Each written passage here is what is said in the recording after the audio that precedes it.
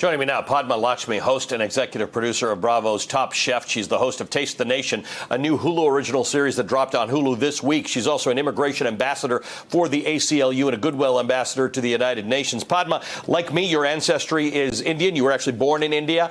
This is not so much a food show as it is food as a way into cultural anthropology and some really important questions that we as Americans need to answer. We love food from everywhere in the world. We don't seem to love the people as much as we love their food.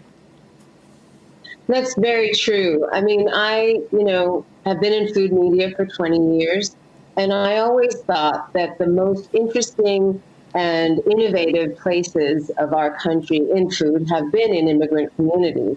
And that, to me, is the most exciting part of the food landscape. But that's just the tip of the iceberg. People are used to me speaking the language of food, so I thought it would be a good key to embed myself into these communities and just show on a very day-to-day human level what life is like for them. In this first episode, you just showed a clip of pasta.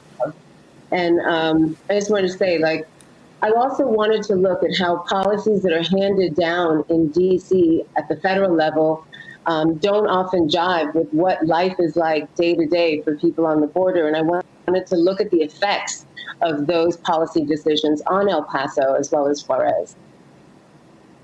And the point you make about El Paso, and unfortunately we learned about this with that shooting at the Walmart, is that El Paso and Juarez are two cities that sort of share a heart. There's nobody in El Paso and Juarez who doesn't have some connection to the other place, and yet between the crime and the prejudice and the border wall and the view that we've taken on refugees and immigrants, we have separated something. We have separated a people in El Paso and Juarez.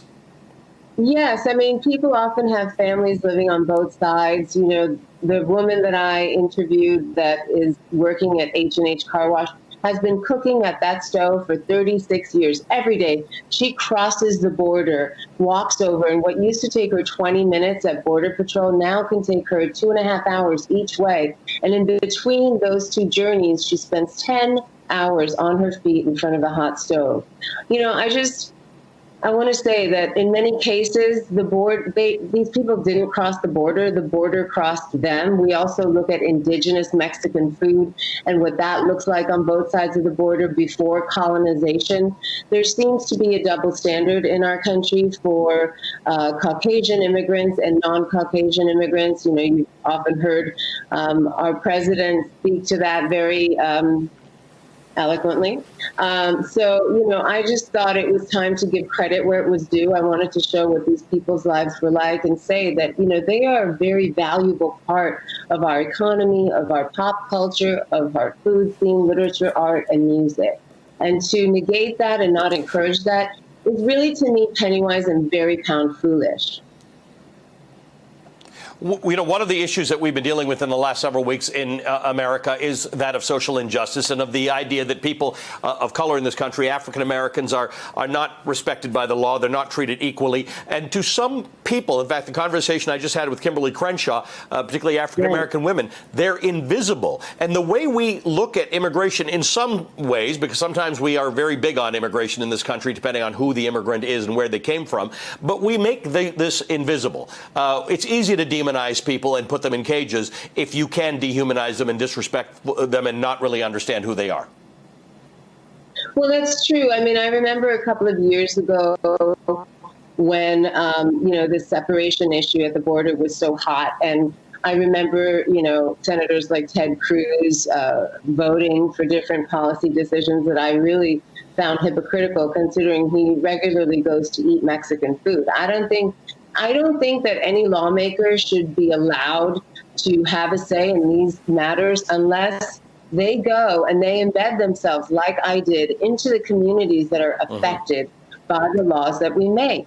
There's such a disconnect between our daily lives and what we think of as correct policy. I wanted to show that, it's all political and it all matters, and that these are Americans too. They are the lifeblood and heartland of this country. They're the engine that allows us to have a varied labor force, and they really are the future of the country tomorrow and thereafter.